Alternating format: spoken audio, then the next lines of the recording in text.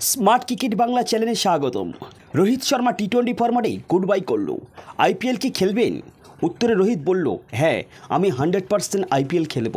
রোহিত এটাও বলে দিল, আমি এই সময় টি-20 থেকে অবসর নেওয়াটা কখনোই ভাবিনি, বাট যে ধরনের পরিস্থিতি এসেছে আমি ভাবলাম টি-20 ফরম্যাট থেকে অবসর নেওয়াটা এটাই বেস্ট টাইম। বেস্ট টাইম কেন রোহিত শর্মা বলল, একটু ভাবনা তো থেকেই যায়। অন্যদিকে জয়শা বলেই দিল, বিশ্ব চ্যাম্পিয়নশিপে ভারতীয় সমস্ত সিনিয়র খেলোয়াড়রা থাকবেন। इसका मतलब क्या है? समझ रहे हो? রোহিত 2011 থেকে মুম্বাই আইপিএল খেলছেন। তার অধিনায়কত্বে 5 ট্রফি জিতেছে। তবুও 2024-এর সবচেয়ে বড় খবর হলো রোহিতকে হটিয়ে হার্দিককে ক্যাপ্টেন্সি করা মুম্বাই ইন্ডিয়ান্সের, তাও আবার গুজরাট টাইটান্স থেকে ছিনিয়ে এনে। ফল কি হলো? পয়েন্ট টেবিলে লাস্ট বেঞ্চে বসে থাকতে হলো মুম্বাই ইন্ডিয়ান্স। রোহিত এতটাই কষ্ট পেল যা বলে বোঝানোটা বড়ই কঠিন। Fan be sad, Rohit be sad. India টি-20 ফরম্যাটে ক্যাপ্টেন হার্দিক, লেকিন টি-20 বিশ্বকাপের ঠিক আগেই রোহিতকে টি-20 বিশ্বকাপের ক্যাপ্টেন ঘোষণা করলো।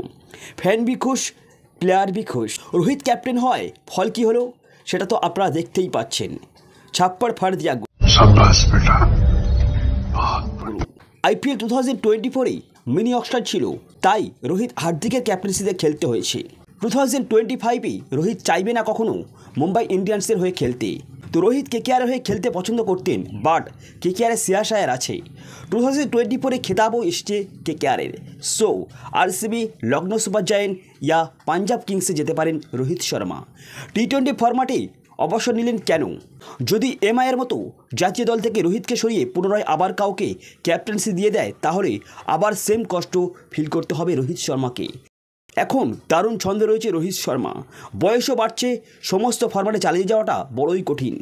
রিসেন্ট বিশ্বকাপও জিতেছে, তাই সম্মানের সাথে গর্বের সঙ্গে 150 কোটি মানুষের হৃদয়স্পন্দন বাড়িয়ে অবসর ঘোষণা করলেন তিনি,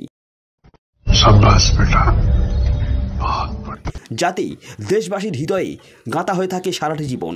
ঠিক যেমন বিরাট কোহলি, দেশের হয়ে শেষ টি-20 বিশ্বকাপের ফাইনাল ম্যাচ, তাও আবার ম্যাচের সেরা খেলোয়াড় হয়েই, যার নাম কিনা টি-20 ফরম্যাট খেলা হলেই আলোচনার শিখরে থাকবে। ঠিক যেমন এমএস ধোনি, যুবরাজ সিং সারাটি জীবন নাম হয়ে থাকে। সো নতুন প্রজন্মের সুযোগ দিতে ভারতীয় শিবিরের সবচেয়ে বড় আপডেট, একসঙ্গে বিরাট, রোহিত, জাদেজা অবসর নেওয়াটা। আজকের এই পর্যন্ত, দেখা হবে পরের ভিডিওতে। So good bye.